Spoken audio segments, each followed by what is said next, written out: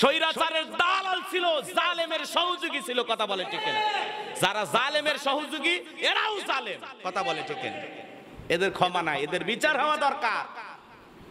আর এদের বিচার থেকেই পরবর্তী যারা রাজনীতি করতে আসবে তারা যেন শিক্ষা গ্রহণ করে যে জুলুম করে 10 বছর 15 বছর টিকে থাকা যায়, কিন্তু জনগণ যখন দেয়ালে পিঠ থেকে গেলে সামনের দিকে আসবে তখন এইভাবে পালানো লাগবে।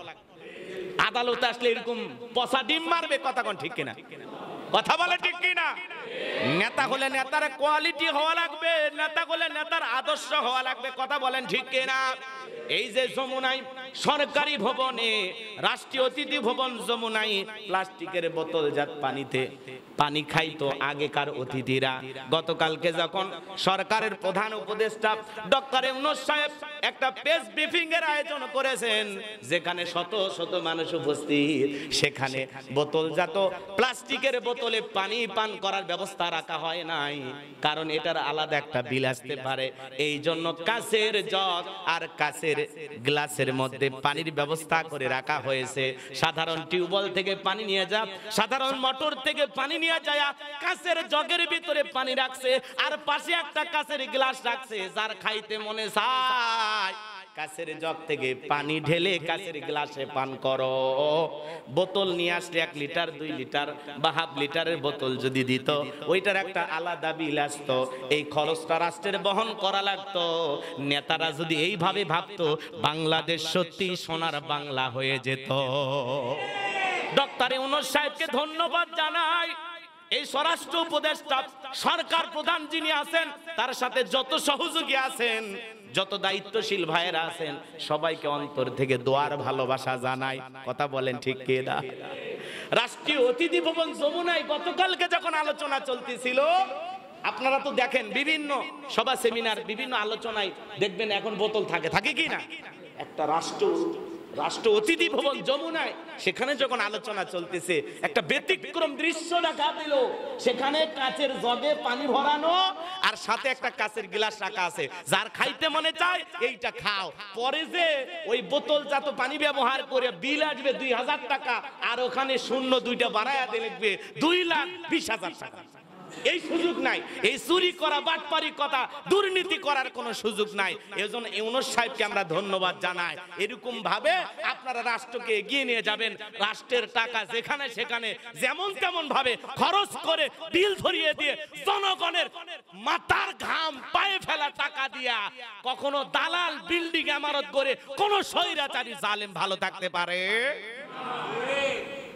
ডক্টর ইউনূস সাহেব কি উদাহরণ সৃষ্টি করলেন! হ্যাঁ, একটা বোতল না রেখে পানির জগ রাখলেন, গ্লাস রাখলেন, খাও পানি খাও। টিউবওয়েলের পানি নিয়ে এসে রেখে দিয়েছে, খান আপনারা খান। কি চমৎকার দৃশ্য, কি অসাধারণ দৃশ্য, কথা বলেন ঠিক কিনা? এরকম নেতৃত্ব দেওয়ার মনোভাব আমাদের তৈরি করতে হবে। যেখানে সেখানে বিরিয়ানি খাওয়ায়া, হ্যাঁ এটা সেটা খাওয়ায়া বিল ধরে দেয়, বিশাল বিল। দেবে কে? নেতা দেবে। নেতা পাইলো কই? নেতার বাপের টাকা। নেতা পাই কই? নেতা পাই জনগণের টাকা, কথা বলেন ঠিক কিনা? আর জনগণের টাকা ফুরাইতে ফুরাইতে বিদ্যুৎ উৎপাদনের কয়লা নাই, এখানে সেখানে এইটা নাই সেইটা নাই, ডলার নাই, রিজার্ভ ফাঁকা। আর রিজার্ভ ফাঁকা করে বলে আমি কি রিজার্ভ চিবিয়ে খেয়েছি? দেশের উন্নয়নে খরচ করেছি। কে খরচ করতে বলেছিল? খরচ করার পরে জানা যায়। খরচ করার আগে জনগণকে বলে না যে আমরা এই কাজের জন্য এই টাকা খরচ করতেছি, প্রয়োজন হলে আপনারা আইসে তদারকি করেন। হ্যাঁ, কত জায়গায় দেখেছি ব্রিজ উদ্বোধন করার আগে ব্রিজের মাজা ভেঙে যায়, স্কুল উদ্বোধন করার আগে স্কুলের বিল্ডিং ধসে নিচে পড়ে যায়, ফ্লাইওভার উদ্বোধন করার আগে ফ্লাইওভার ধসে যায়, কারণ রডের বদলে সব জায়গায় ঢুকে বাঁশ, কথা কোন ঠিক? দুর্নীতির উন্নয়ন করেছে। এদেশের 12টা বাজিয়ে দিয়ে দেশের মানুষকে যে পরিমাণে ক্ষতিগ্রস্ত করে গেছে, প্রত্যেকটা টাকার জবাব ওই সমস্ত নেতাদেরকে দিতে হবে যারা এই জনগণের সাথে দুর্নীতি করেছে, কথা বলে ঠিক না? এজন্য সরকার উপদেষ্টা যিনি আছেন, প্রধান উপদেষ্টা ডক্টর ইউনূস সাহেবকে ধন্যবাদ। যেভাবে আপনারা ভালো কিছু উপস্থাপন করেন, যেটা পরবর্তী নেতাদের জন্য শিক্ষণীয় বিষয় হয়ে থাকবে। যে একটা মিটিং এ বসলেন আর ভিআইপি বোতলে খাবার খাবেন, ভিআইপি বোতল নিয়ে আসবেন, বিরিয়ানি নিয়ে আসবেন, আর যেমন তেমন একটা বিল রাষ্ট্রের উপরে ধরিয়ে দেবেন, এমনটা চলবে না। পানি খেতে চাও, কাচের জগ ভরে এই পানি খাও। কথা কোন ঠিক কিনা? কাছের জগ আছে, গ্লাস আছে, এই পানি খাও, বিল লাগবে না, যত পরিমাণে খাও, প্রয়োজনে ড্রাম ভর্তি করে রাখা হবে। কথা কোন ঠিক কিনা? দেখি তো তোমার কত পানি খাওয়া লাগে। এক বোতল খাই, 6 বোতল আবার প্যাকেটিং করে গাড়িতে নেতা তোলে, বাড়িতে নিয়ে যাবো, বাচ্চাকে আবার বোতলের পানি খাওয়ায়। হ্যাঁ, কথা বলেন না কেন? আর জনগণ রাস্তার ড্রেনের পানি কুড়িয়ে খায়। কথা বলেন ঠিক কিনা? এই হলো সমাজের অবস্থা। মন খারাপ করতেছেন আপনারা? কষ্ট নেবেন না বাবাজিরা আমার, দিল দিয়া কথাগুলো বোঝার চেষ্টা করবেন। এরা সব সময় জনগণের সাথে কৌতুক করত, নানান ধরনের কথা বলতো। এমন কি কথা বলতে গিয়া একজন জিজ্ঞাসা করেছে তোমার কি সন্তান হয়েছে? শেখ হাসিনাকে জিজ্ঞাসা করেছে তোমার কি সন্তান হয়েছে? বলে হ্যাঁ, একটা ছেলে সন্তান হয়েছে, নাম রাখছি জয়। কয় জয় মানে বুঝলাম না। কয় জয় মানে বোঝো না? জয় মানে হিস্ট্রি, জয় মানে জয়, জয় মানে জয়। তখন এই কথাই লোকটা রাগান্বিত হয়ে বলতেছে ওরকে এক নমরুদ পয়দা হুয়া। তুমি তো একটা নমরুদ পয়দা করেছো, নিজের ছেলেকে আরেকজন নমরুদ বললো। এটা আবার গর্বের সহিত টকশোতে এসে বলতেছে, নিজের ছেলেকে নমরুদ বানাইতেছে, নমরুদ বলতেছে। কথা কয় না কেন? তাহলে আকল জ্ঞান আছে? এ কথা বলেন, আকল জ্ঞান আছে? একজন বলেছে তোমার সন্তান হইছে, বলে হ্যাঁ, কি? কয় ছেলে, নাম কি? জয়। কয় জয় মানে বুঝলাম না। কয় জয় মানে বোঝেন না? জয় মানে হিস্ট্রি, জয় মানে হিস্ট্রি, জয় মানে জয়। তখন ওই লোক আবার আফসোসের সহিত রাগান্বিত ভাষায় বলেছে ওর এক নমরুদ পয়দা হুয়া। এটা আবার প্রধানমন্ত্রী বলতেছে নমরুদ পয়দা করছে, নিজের ছেলেকে নমরুদ বানাইতেছে। কত বড় আকল এনাদের ভিতরে ছিল। এই জন্য হাসতে হাসতে বলতো আপনারা বেগুনের বদলে এটা খাবেন। কথা কয় না কেন? গোস্তের বদলে কাঁঠাল খাবেন, নানা ধরনের কথা বলে জনগণের সাথে রসিকতা করতে। ডিম বেড়ে গেলে কয় যখন কম থাকবে সিদ্ধ করে ফ্রিজে রেখে দেন, মরিচের দাম বেড়ে গেলে কয় সিদ্ধ করে ফ্রিজে রাখেন। কি যে একটা তামাশা!